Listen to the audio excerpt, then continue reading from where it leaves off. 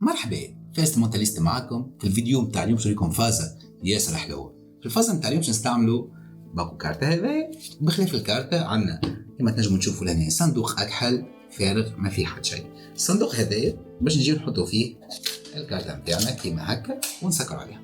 دونك عندنا كارتة في الصندوق.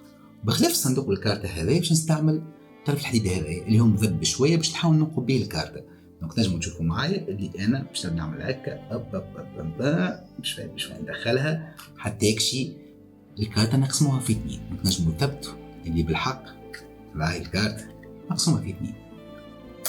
اما توا لازم نستعمل شويه ماجي. كيف الحكايه؟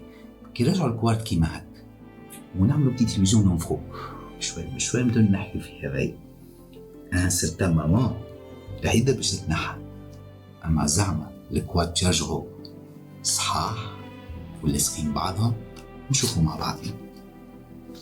ما عادش عندي حد شيء لهنا في وسط الباكو والكارتة رجعت لبس عليها. كيف صارت الحكاية هذي الله أعلم. وكالعادة إن عجبتكم الفيديو ما تنسوش تعملوا جيم وبارتاجيوه مع أصحابكم خلي يشوفوها. كان معكم فاس مونتاليست، ملتقانا إن شاء الله في فيديو واحد أخرى. على باي باي، تشاو تشاو.